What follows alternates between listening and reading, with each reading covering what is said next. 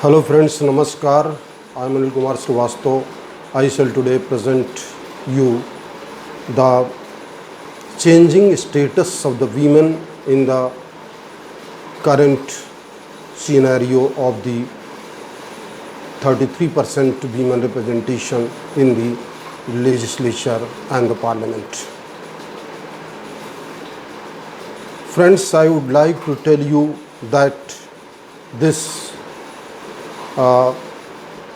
political representation is not making only history, but it is also fulfilling the target or the ideal seen by our makers of the constitution, that is political justice. We have already achieved in 1993 the 73rd and 74th Amendment Act, that the 33% women are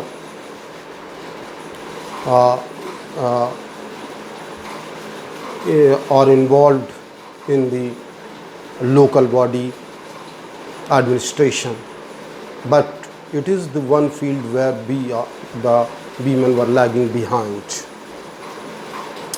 We have seen in the current scenario that in 2005 the women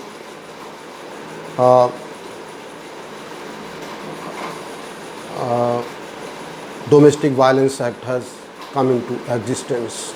Thereafter we have also seen that the Gender Harassment Act also came into force in 2012. We have also seen in the current government that the SWBAT Mission, now when the UP and the most of India has achieved the target of ODF plus. On the ODF plus, that is, we have been able to contain the same of our sisters and our brothers, our mothers and our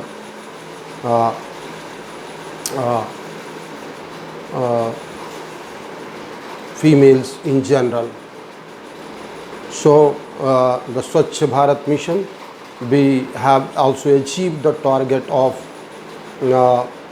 minimizing the disease for which the many women were dying, for which the many children were dying. The current mortality rate in India, according to NFHS 5 survey, the productivity of the Indian women is 2 per women. That is, TFR is equal to 2, and TFR is equal to 2. That indicates that the population has become stagnant or it is likely to decrease. As on the other front, in MMR, when the many women were dying during the pregnancy, has also been receded, and it has now come down to 97 per 1 lakh women. It is a remarkable achievement in the field of health care. And the birth rate is almost 16 per 1,000, and the birth rate is 16 per 1,000 and people, and the death rate is almost 9.7 per 1,000. That is why the rate of the growth of the population has decreased. We can also see that the many new schemes in order to empower the women has been introduced by the present government, that the Beti Bachao, Beti Padhao and the triple talak, which have been the very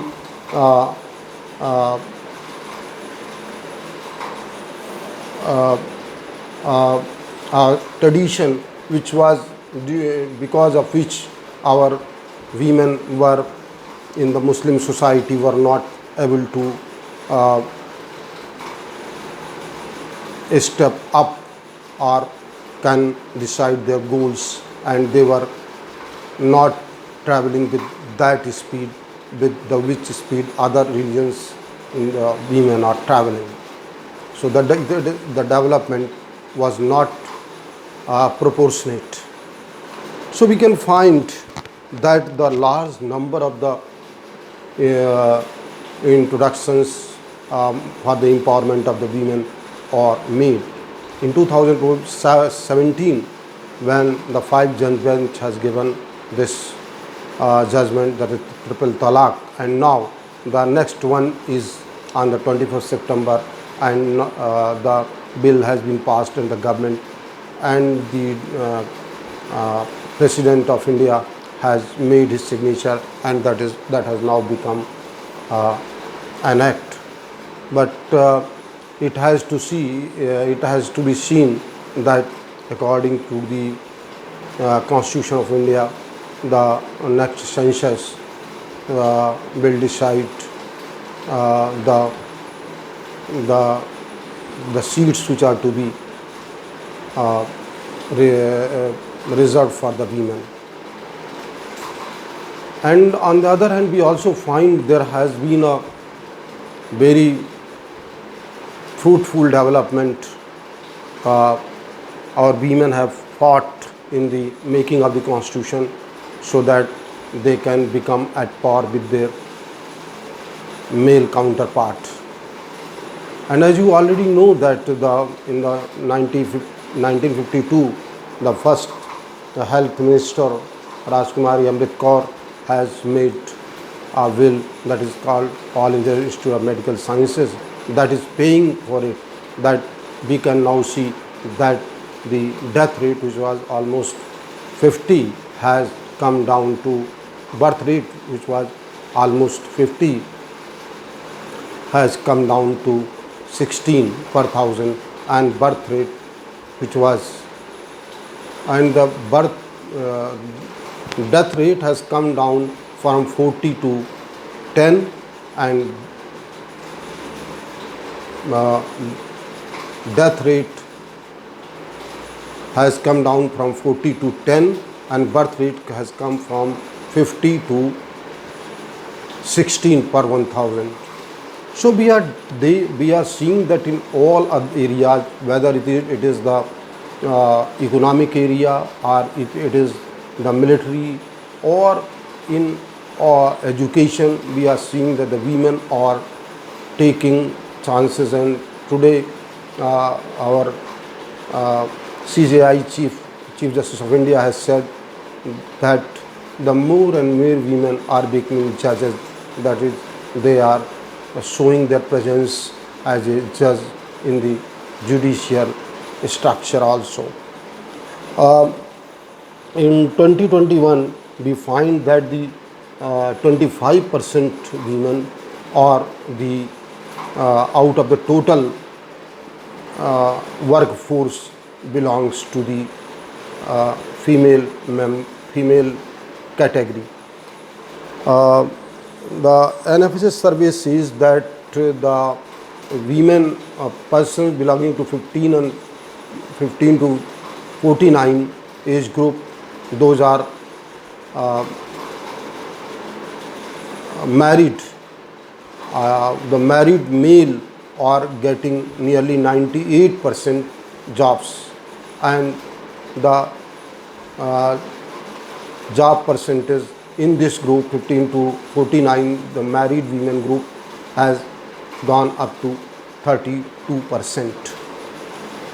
So now we have to study that according to these data, the women are regularly and gradually cashing the gap between male and female. So one of the reports in McKinsey Global report says that if the women are given the full percentage, that is 50% of participation in the working force, then that the GDP will increase by 60%. So we are going towards that area, or country is moving to that area. We can also find that the World Bank says that unless and until there is a 50% women are in the working force, then the optimum use of the men and women cannot be used, that the development or the developed status cannot be achieved by any country. So it is now the we see in the form of the in some days before when the constitution was making, and in 1952 when we saw that there were 22 women who have done a lot for the development of the women, and thereafter we see in 1986 that the Sahabanu case was also there. But after that in 2017 we find that the triple talak has been banned, so that we are making in that direction which the constitution has shown us. Article 44, that is the equal uniform civil code, is the need of the hour.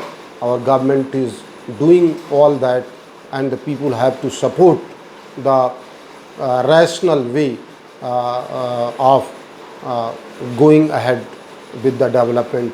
If we want to develop our country, if we want to achieve the optimum development in the field of the in the field of development or growth, then we have to adopt at least 50% women in every field of our society. Now we can see what will be the effect that the male-dominated society is now receding, because the way the 33% reservation bill was passed, no party gathered enough power to oppose it. It shows that the women power is continuously increasing, and they are one of the important force of the development. If women develop and they also get job in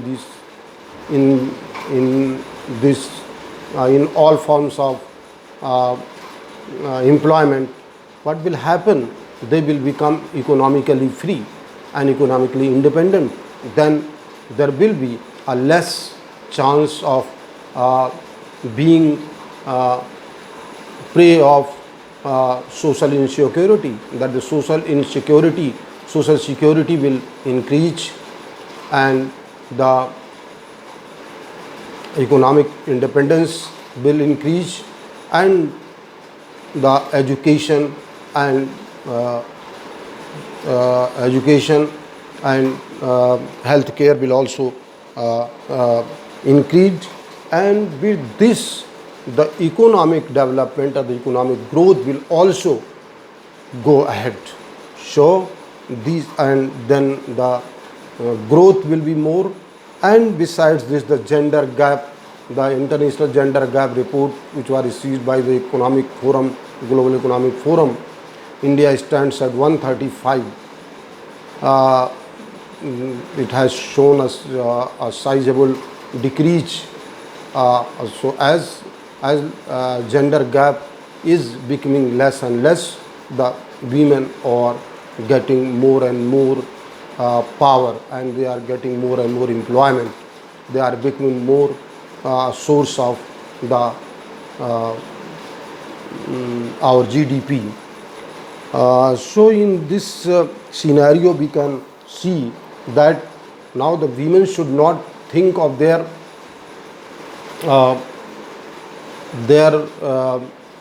match that whom they will marry, but what is to be seen, that they should be married with those persons which can give her a proper development, or they can become the source of development.